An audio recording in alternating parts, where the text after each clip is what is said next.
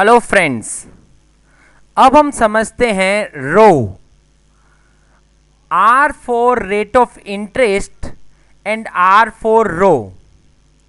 यदि मार्केट में बाकी सारे फैक्टर्स कांस्टेंट हों और रेट ऑफ इंटरेस्ट 1% बढ़ जाए तो कॉल का प्रीमियम बढ़ता है कितना, जितना उसका रो है, और पुट का प्रीमियम घटता है कितना, जितना उसका रो है।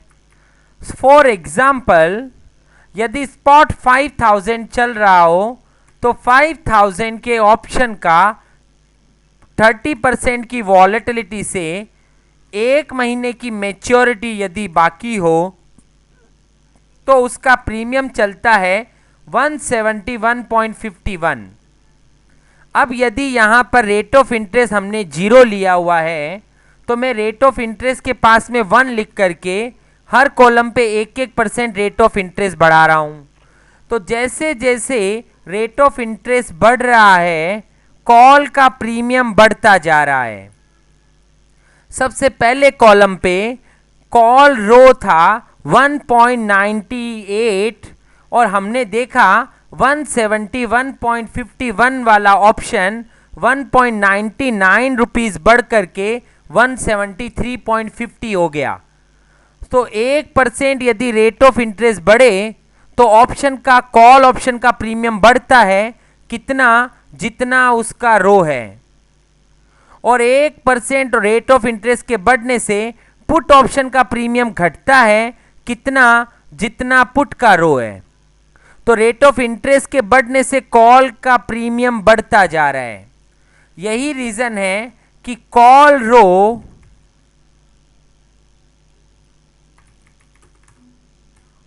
रो हमेशा पॉजिटिव होता है और पुट रो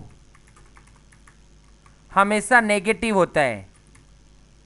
सो जब भी हम कॉल बाई करते हैं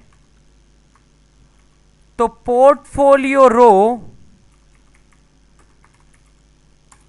पॉजिटिव हो जाता है क्योंकि positive quantity multiply by positive rho will make the positive figure.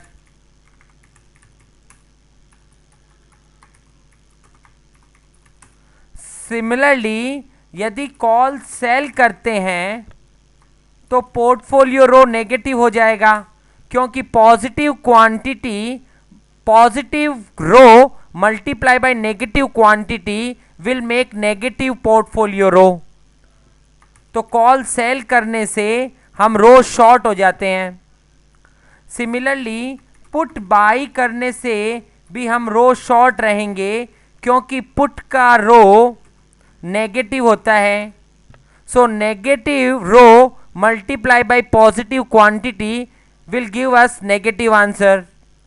और पुट को सेल करने से हम पॉजिटिव रो हो जाते हैं। So negative rho multiply by negative quantity positive rho. So normally rate of interest Indian economy में बहुत ज़्यादा ड्रास्टिक चेंज होता नहीं है, इसलिए ये रो हमें बहुत ज़्यादा यूज़ आता नहीं है।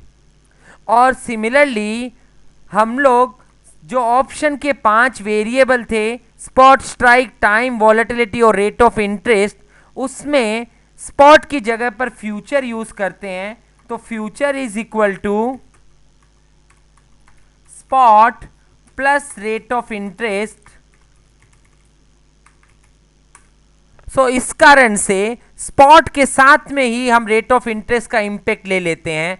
तो इसका मीनिंग ये हुआ कि डेल्टा ही रो का इम्पैक्ट ले आता है। अगर हम रिकॉल करें तो कॉल का जैसे रो पॉजिटिव होता है वैसे ही कॉल का डेल्टा भी पॉजिटिव होता है, और पुट का रो जैसे नेगेटिव होता है वैसे ही पुट डेल्टा नेगेटिव होता है। तो जब हम कॉल बाई करते हैं तो रो लॉन्ग होते हैं, सिमिलरली हम डेल्टा भी लॉन्ग होते हैं।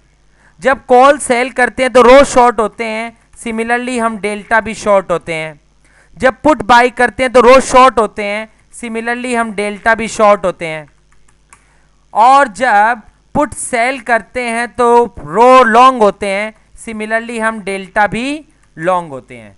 तो हम डेल्टा के अंदर में ही रेट ऑफ इंटरेस्ट का इंपैक्ट साथ में ले लेते हैं। किस तरह से? तो स्पॉट की जगह पे we consider future. So that is the main impact of rho. Thank you.